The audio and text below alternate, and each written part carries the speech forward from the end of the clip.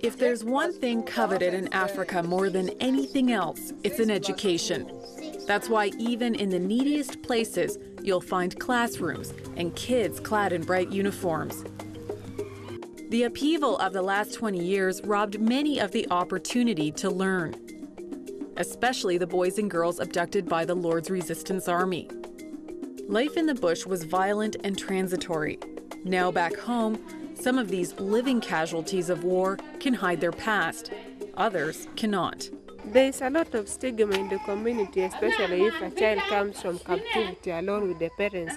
That stigma is hard to break, especially as single parents.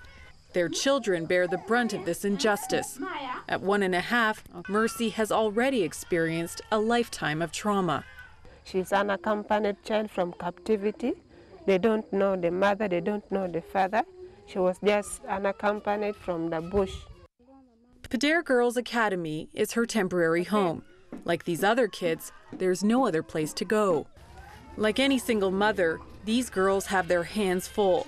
There's schoolwork to do, cleaning, cooking, and making a home for their child, even if it is in a large dormitory. Here, the school motto is, to believe is to succeed.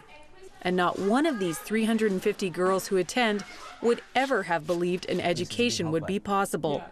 Some of them came with their children from the bush, some of them got children from within, maybe some of them were raped, others were defiled by irresponsible men. So their situation, their condition is that they're said to be vulnerable. Some of them are orphans, and some of them are child-headed families. Padare Girls Academy is an offshoot of the work Alice Achan started under this tree. Burdened with the number of child mothers coming back from the war, she started Christian Counselling Fellowship.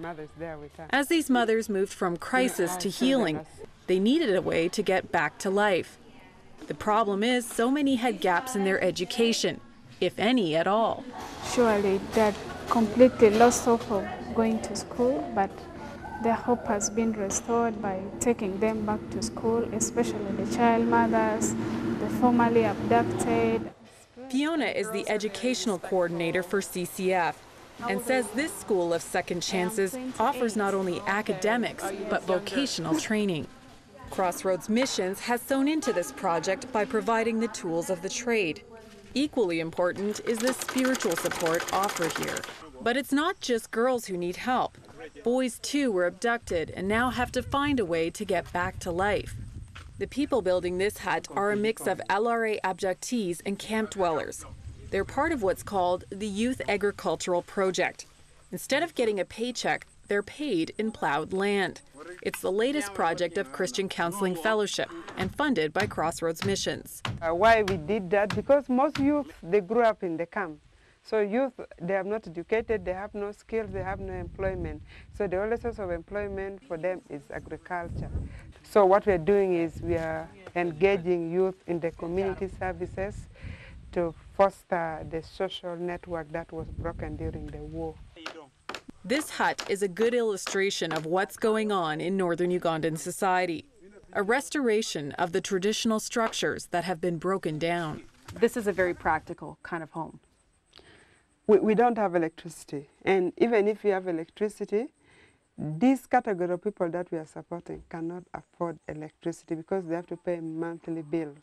Nor is there any infrastructure. You won't be able to locate most of the homes Crossroads Missions has built on a map, but there's a reason for that. Most northern Ugandans come from remote areas just like this one, and were forced to flee to IDP camps when the war started.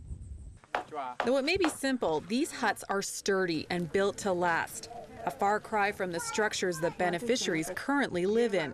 It rains throughout the night, and in this small house I sleep with 3 children, which is very squeezed at night.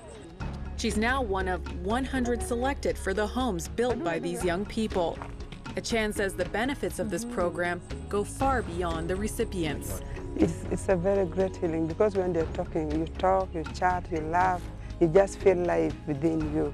So it has helped him a lot to, to heal.